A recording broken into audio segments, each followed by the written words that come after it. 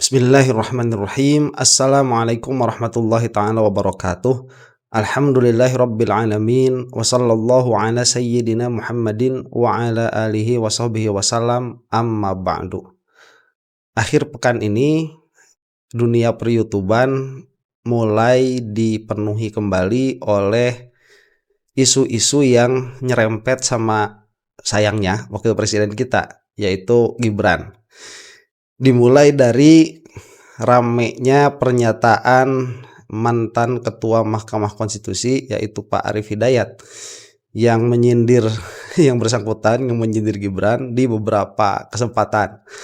Yang pertama itu saat beliau memberikan pidato perpisahan dengan mengatakan, saya itu sebetulnya punya cita-cita agar anak saya itu menjadi wakil presiden, dengan secara spesifik menyebutkan wakil presiden, yang mana sebelumnya punya mimpi kawin lagi itu ya.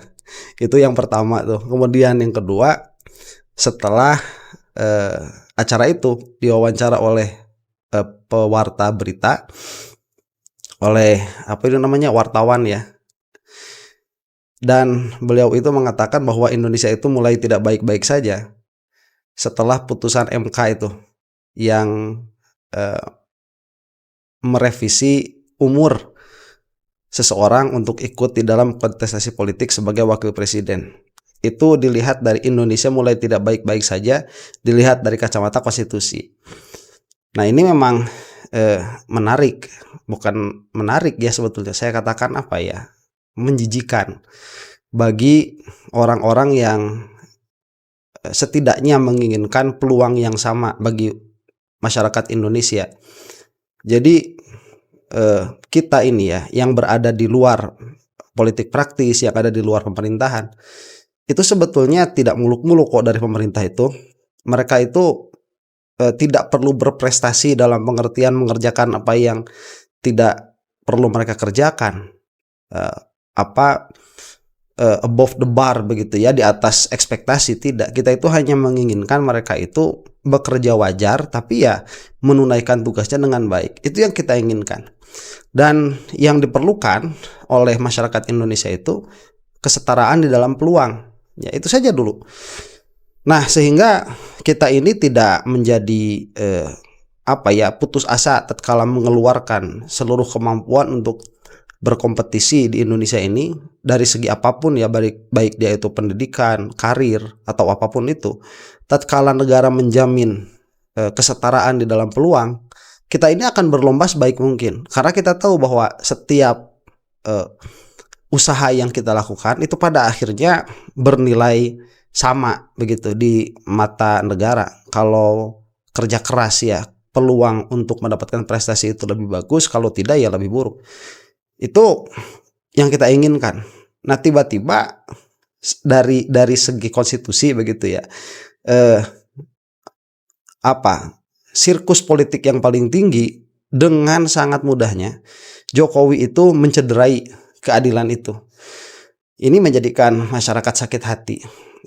Tadinya memang tidak bisa apa-apa karena yang namanya Jokowi itu rezim selama 10 tahun kan, kemudian menancapkan kekuatan politik yang sangat kuat. Tapi sekarang sudah mulai tuh ada berita-berita yang nyerempet-nyerempet kepada Gibran, yang mana kita tahu bahwa misi dari yang pro Jokowi, atau malah misi Jokowinya sendiri, itu adalah untuk memajukan Gibran dan Prabowo 2 periode. Ternyata ini sudah mulai lagi nih disentil-sentil sama partai politik yang lain bahwa itu tidak akan terjadi. Dan ini seru, alhamdulillah kalau untuk kita begitu ya. Mudah-mudahan ini partai politik, apapun partainya begitu, karena kita saat ini sedang memiliki musuh yang sama, yaitu musuh konstitusi, yaitu keluarganya Jokowi itu, yang mana saat Jokowi masih jauh dari pensiun, anak-anaknya itu tidak ada yang mau berpolitik, kata Jokowi kan demikian begitu ya, dengan berjualan martabak dan risoles. Itu saat bapaknya jauh dari pensiun. Saat bapaknya dekat pensiun, tiba-tiba anaknya itu diusung jadi wakil presiden, tiba-tiba begitu ya, dengan intrik politiknya itu dan inilah.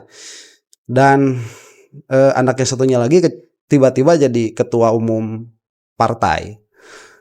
Ini sekali lagi ya, saya rasa itu menjijikan. Nah, kita akan saksikan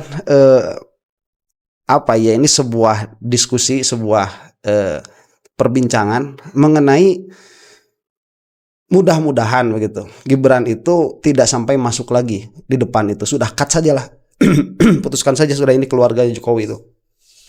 Karena ini merupakan aib bagi konstitusi, aib bagi demokrasi, dan aib bagi negara Indonesia. Dan ini adalah sebuah presiden yang buruk di dalam perpolitikan yang ada di Indonesia. Ini kita akan saksikan saja. Pilpres 2029 ini masih 3 tahun lagi, tapi sejumlah partai politik nyata-nyatanya sudah tegas menyatakan dukungannya kepada Presiden Prabowo Subianto maju di Pilpres 2029. Tapi yang menarik, bentuk dukungannya tidak secara tegas disampaikan dengan turut menyampaikan nama wakil presiden yang akan mendampingi Prabowo. Pertanyaannya, apakah partai politik ini punya nama lain yang ingin diusung nanti di 2029? Kita akan membahasnya malam hari ini. Sebentar ya, kalau masalah nama lain sebetulnya belum terlalu urgent untuk dibahas. Yang penting Gibran ini, keluarganya Jokowi ini cut saja sudah ya, nggak jelas soalnya. Dengan Toto Daryanto, anggota Majelis Pertimbangan DPP PAN. Mas Toto, selamat malam. Ya, malam Mbak. Ada juga Valdo Maldini, politisi PSI. Mas Valdo, malam. Selamat malam Mbak Audrey, selamat malam Mbak Toto, Mas Yunarto Ya, juga. malam Mas. Ya, dan Mas Yunarto Wijaya, pengamat politik, sekaligus juga Direktur Eksekutif Carta Politika. Mas Yunarto, selamat malam.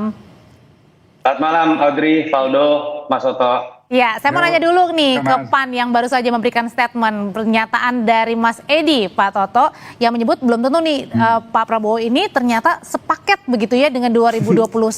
Kira-kira kenapa memberikan dukungan ke Pak Prabowo di 2029 tapi belum tentu sepaket dengan Mas Gibran sebagai wapresnya? Oke, nah itu karena memasukkan Gibran sebagai wapres dari sekarang begitu ya, sebagai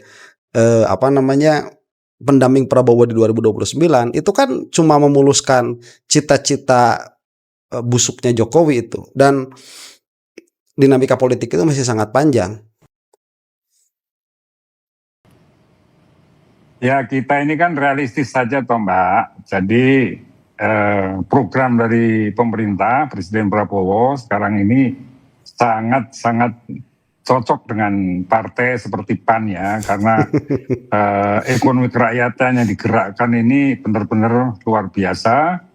Seperti beliau juga sudah katakan, ada 1 juta tenaga kerja yang direkrut, kemudian perputaran ekonomi yang bergerak di bawah itu pasti akan mendorong pertumbuhan ekonomi. Jadi yang cocoknya cuma Pak Prabowo-nya aja nih, Mas Toto. Nah, itu kan programnya Pak Prabowo. Oke. Dan kita belum melihat soal wapres ya. Jadi terhadap Presiden Prabowo udah pasti kita akan dukung menuntaskan seluruh program ini hingga 10 tahun 2 periode maksimal yang dibolehkan oleh konstitusi, itu akan kita dukung. Sebentar, ini saya kira cawe-cawe politik saja ya, karena untuk 2029 itu saat ini dan sepertinya ini akan sulit untuk berubah. Tidak ada yang memiliki elektabilitas lebih tinggi daripada Pak Prabowo. Jadi untuk membangun elektabilitas untuk mengalahkan Pak Prabowo sebagai incumbent yang ada sekarang itu 3 tahun sepertinya tidak akan cukup. Dan itu dibaca oleh para politikus. Itu juga yang setidaknya kita baca dari luar. Unik lah Indonesia itu, unik tapi tidak unik juga ya. Dalam pengertian bahwa sulit melawan incumbent itu, susah. Karena kita tahu bagaimana keadaan demokrasinya, itu sangat birokratis sekali. Sehingga sedangkan tatkala jadi presiden itu bawahan-bawahannya banyak dan itu sangat mudah sekali untuk digerakkan. Jadi mengalahkan Prabowo susah. Nah, permasalahannya nanti wakil presidennya siapa itu. Dan sepertinya PAN di sini agak cawe-cawe juga lah. Kalau misalkan dikatakan masih ada kok calon presiden sebetulnya secara secara ansih itu yang lebih bagus daripada Prabowo, itu masih banyak malah. Cuman secara kemungkinan menang 2029 itu agak susah. Oke, jadi kalau wapres ya nanti aja, nggak usah dibicarakan sekarang. Kenapa nanti? Kan jelas-jelas ini sudah sepaket di 2024, kenapa tidak dilanjutkan lagi nanti 2029, Mas Toto? Sepaket. Ya, dalam politik itu kan, politik ini nggak ada rumusnya tuh Mbak. Itu Mas Yunarto tuh suruh jelasin tuh politik itu nggak ada. Oke. Jadi intinya politik itu realitas aktual. Realitas aktual itu artinya apa yang terjadi pada saat kejadiannya itu.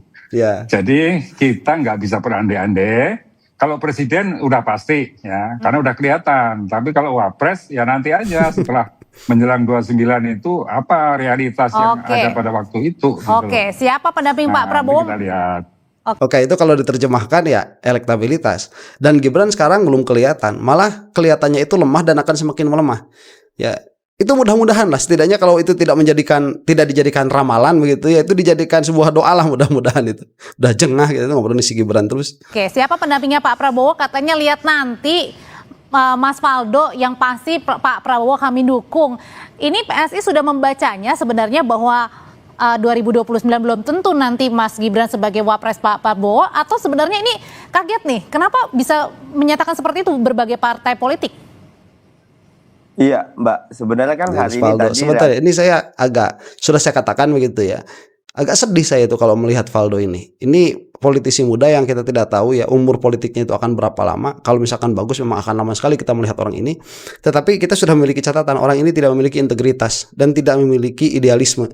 Itu kutu loncat baru nanti di dalam belantika perpolitikan di Indonesia. Kita lihat saja nanti begitu ya. Ini bisa dicatat omongan saya di tanggal berapa.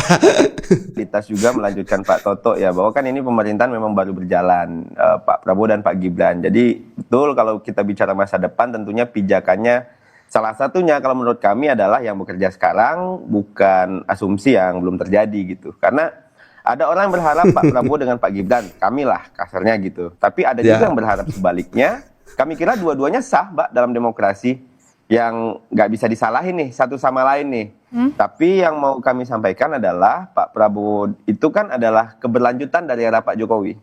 Narasi keberlanjutan ini yang perlu kami kira soal stabilitas pemerintahan dan 2 periode itu bukan soal orang ya, tapi soal menjaga arah pembangunan yang sudah berjalan, Mbak. Dan kita kan nggak bisa, Mbak, bangsa ini kita tiap 5 tahun mulai dari nol lagi gitu. Kita harus nyiapin nih pemimpinan yang berkesinambungan. Nah, di sini nih peran wapres kami kira jadi strategis. Oke, sebentar. Itu kan pengennya PSI, dan dengan apabila itu masih memakai data-data Pilpres tahun kemarin 2024. Demikianlah adanya. Dan ternyata setelah Pilpres dilaksanakan, kan Gibran itu tidak banyak sumbangan elektabilitas terhadap pasangan Prabowo Gibran, nggak banyak. Buktinya PSI itu tidak masuk parliamentary threshold, dan ini sudah dibaca kok. Ternyata udah nggak ada suaranya Gibran ternyata begitu ya. Apalagi setelah menjadi wakil presiden itu malah banyak mendapatkan cibiran dari banyak sekali kalangan masyarakat, yang mana pada akhirnya mudah-mudahan begitu partai-partai yang lain selain PSI ikut dengan apa yang dilakukan oleh Partai Amanat Nasional di sini ya. Meskipun perkataan PAN juga sebetulnya tidak terlalu signifikan juga kalau PAN yang ngomong. Karena bukan sekedar pelengkap aja, dan kita lihat sendiri hubungan yang terjadi hari ini stabil, konsisten, dan Pak Prabowo selalu orang yang membesarkan pendahulunya itu loh, Mbak. Kalau kita lihat gimana Pak Prabowo sebagai negarawan dan bukan politik balas dendam gitu. Dan nggak ada juga konflik yang terbuka, nggak ada kegaduhan di dalam. Yang ada kan memang baru dugaan dan tentunya harapan publik. Tapi jadi nanti sebentar, nah itu dugaan dan harapan publik ini penting untuk dilihat. Dugaan dan harapan publik bahwa Prabowo dan Gibran itu terpecah. Ini kan berarti tercium sama siapa, Maldini ini ya, sama Pablo Maldini ini tercium bahwa itu keluar sampai tercium oleh para masyarakat. Nah, dan yang harus kita lihat juga bahwa apa-apa yang bocor ke masyarakat itu mayoritas benar. Apa-apa yang bocor ke masyarakat itu, lihat saja dari kasus-kasus yang sudah ada dahulu. Itu kalau sudah bocor ke masyarakat kemudian menjadi perbincangan di ranah media, menjadi perbincangan di ranah sosial, itu hampir bisa dipastikan isunya benar. Jangan jauh-jauh, jangankan di Indonesia, di luar negeri saja misalkan, ini geopolitik begitu. Epstein ya, itu desas-desus hancurnya permasalahan Epstein ini itu sudah dari beberapa tahun yang lalu, dan sekarang mulai terbukti lagi, mulai terkuak lagi, dan narasinya mengikuti narasi publik. Jadi narasi publik itu sangat susah untuk dibohongi, karena narasi publik ini adalah narasi akal komunal. Tatkala dia itu narasi akal komunal, maka ini adalah apa yang dirasakan make sense oleh mayoritas masyarakat yang ada. Dan sekarang yang dirasakan oleh mayoritas masyarakat yang ada, perpecahan antara Prabowo dan Gibran. Makanya sampai PAN jauh-jauh hari berani mengeluarkan itu. Ya kita dukung Prabowo, Gibran gimana nanti begitu. Jadi kepanikan-kepanikan yang pada akhirnya ditutupi seperti ini hanya akan menimbulkan bau sekam yang semakin menguat saja karena sekamnya mungkin ditambah. Ini ada kepanikan juga dari Maldini ini sebagai wakil PSI dalam hal ini. Saja bakat, rakyat yang akan menilai. Tapi kalau misalnya kemarin PAN sudah mendukung, PKB juga, Golkar juga. Nah kalau PSI sendiri sebenarnya sudah nyata-nyata mendukung Pak Prabowo dengan sepaket dengan Mas Gibran? Atau juga masih mikir-mikir? Ya kalau kita kan siapapun pilihannya Pak Prabowo ke depan kan pasti ya ikut Pak Prabowo lah. Dan pasti punya kalkulasi politik. Tapi menurut PSI, satu-satunya wakil presiden yang hari ini punya pengalaman transisi nih Mbak ya, dari Pak Jokowi ke Pak Prabowo dan memahami bagaimana negara ini bekerja adalah Mas Gibran. Oke. Amit-amit ya transisi mulus dari Jokowi ke Prabowo itu nanti diterusin lagi sama 5 tahun. Amit transisi mulus dalam pengertian transisi mulus PSI itu. Karena mulusnya mereka itu pada akhirnya kerusakan negara.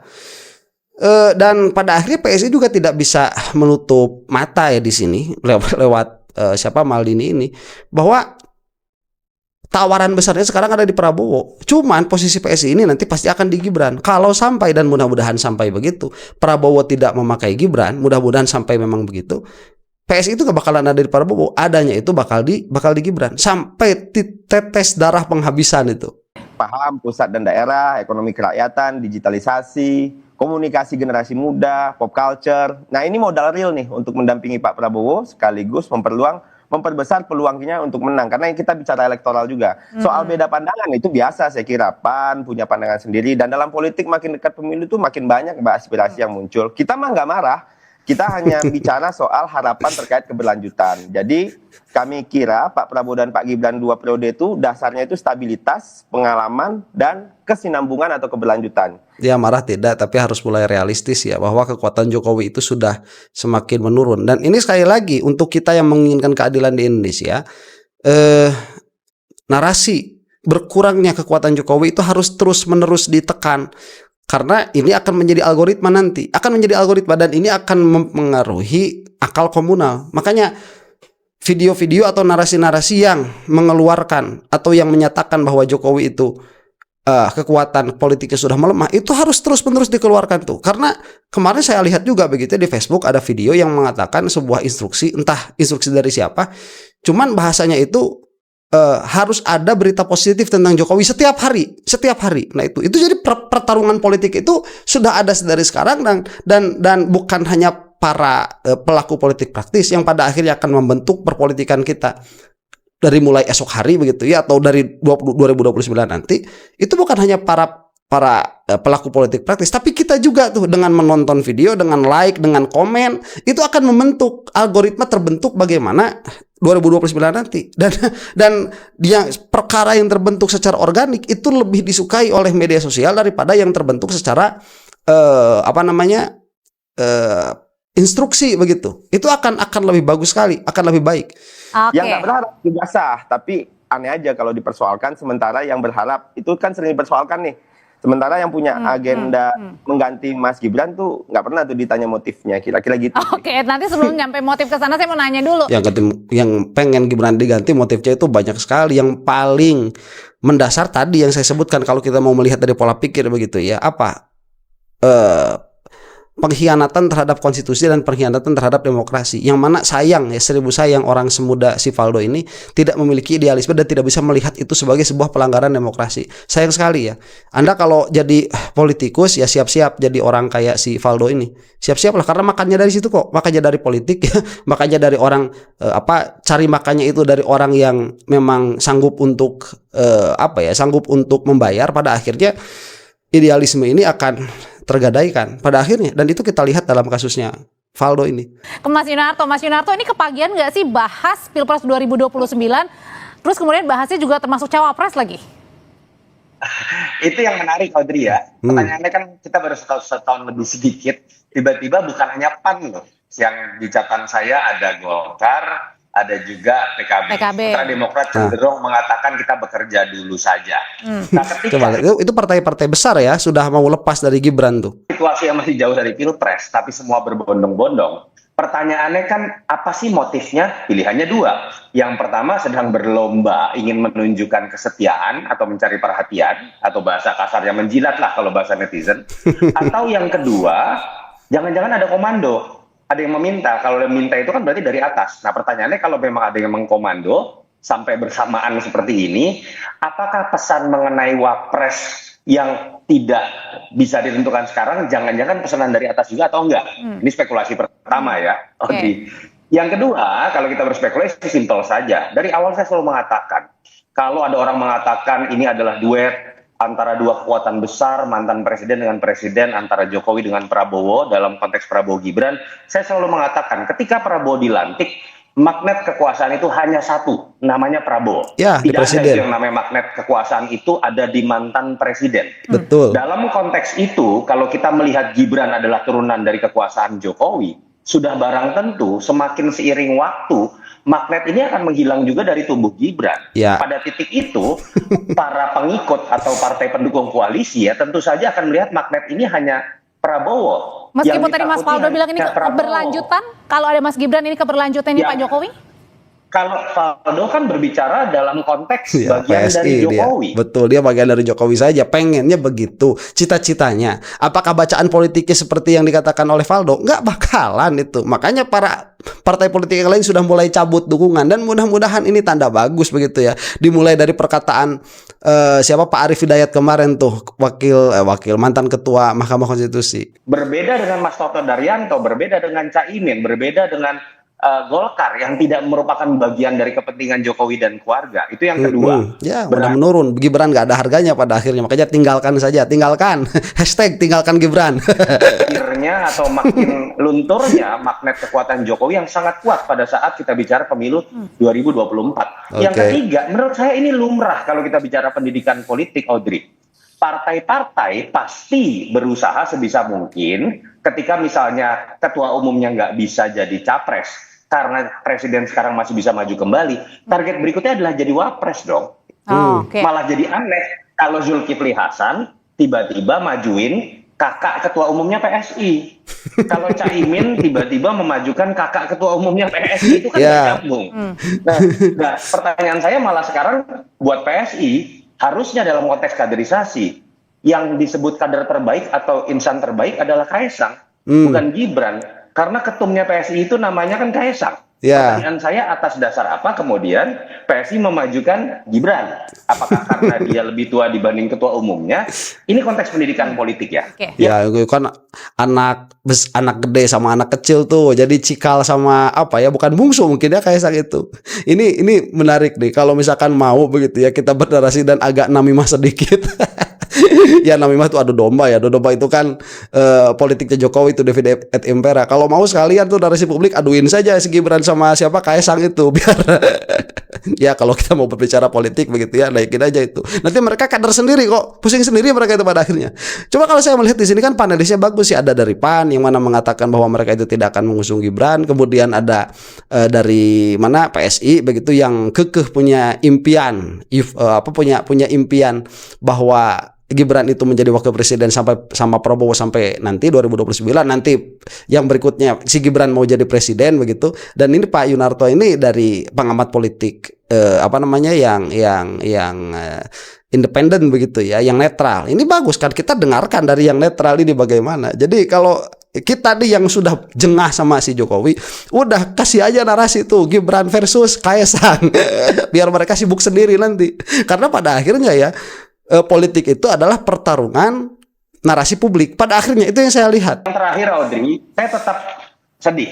Seharusnya ketika kita bicara baru 1 tahun, nggak ada nih perbincangan partai ini bicara mengenai konsolidasi elektoral. Ayo bicara kerusakan ekologis yang menyebabkan bencana di beberapa daerah. Ayo bicara guncangnya pasar saham kita yang sudah 2 minggu menggoncang. Daripada ribut-ribut masalah cawapres ya Mas ya. Kalau capres-cawapres itu masih kejauhan lah. Nah kalau gitu Iya, pertanyaan sebentar. Kalau saya lebih suka membicarakan pelanggaran yang dilakukan oleh Jokowi ya. terutama dalam permasalahan konstitusinya ini. Kalau masalah korupsinya agak susah kita ngobrolnya karena permasalahannya di situ banyak dan orang-orang yang seharusnya mengusut korupsinya Jokowi kalau ada begitu ya. Ya kalau misalkan tuduhan itu adalah dari awal, dari Ahok juga ada begitu, kemudian Nus kemarin ada banyak kalau tuduhan. Cuman orang yang memasukkan itu ke dalam ranah persidangan nggak ada yang berani. Tapi di dalam ranah konstitusi ini misalkan yang apa namanya yang ada dari hakim konstitusi sendiri, hakim Mahkamah Konstitusi sendiri itu sudah berbicara dan itu layak untuk dijadikan bahan perbincangan ya.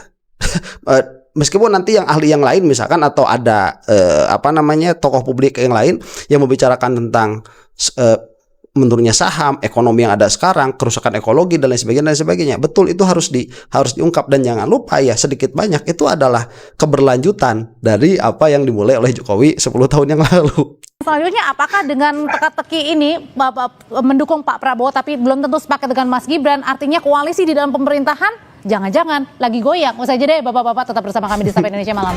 Oke, nah itu yang saya katakan tadi ya, yang tercium oleh publik itu di dalam pemerintahan sendiri sedang goyang. Itu yang kita cium dan rata-rata benar itu yang dicium oleh publik. Mas Faldo melanjutkan pertanyaan saya sebelumnya, dengan ramai-ramai parpol mendukung Pak Prabowo maju di 2029 tapi belum tentu sepaket dengan Mas Gibran. Pertanyaannya, jangan-jangan koalisi di internal koalisi pemerintahan ini lagi panas? Iya, sebenarnya kan tadi apa yang udah kami bilang, Mbak, kita melihat kan stabil, baik-baik. Yang panas itu kan dugaan-dugaannya dan mungkin ada yang berharap juga. Tapi memang kalau kita lihat Pak Prabowo dengan konsolidasi politik yang selalu beliau lakukan adalah orang yang menyadari bahwa Indonesia ini nggak bisa dibangun sendirian gitu. Nah, menarik ketika tadi Mas Toto bilang tidak dan tatkala Prabowo sadar itu tidak bisa dibangun sendirian, yang dibawa oleh Pak Prabowo itu siapa? Orang dari luar yang dibawa itu kemarin ya, yang katanya oposisi itu kan, kayak siapa Pak Abraham Samad, Pak Susu Duaji itu kan dibawa tuh. Kemudian dari apa namanya itu tokoh-tokoh ormas Islam itu kan dibawa. Itu kan itu yang dimaksud dia. Nggak harus Gibran, siapa sih emang dia itu? Pada akhirnya PSI gak jadi apa-apa kok. Jokowinya sekarang kekuatan politiknya apa? Nggak ada. Cuman Jokowi ini masih menyisakan kekuatan birokrasi. Itu saja. Dan itu terlihat dengan amat sangat jelas. Dan sekarang ini kita melihat ya, udah mulai jengah tuh Prabowo itu. Kita melihatnya demikian.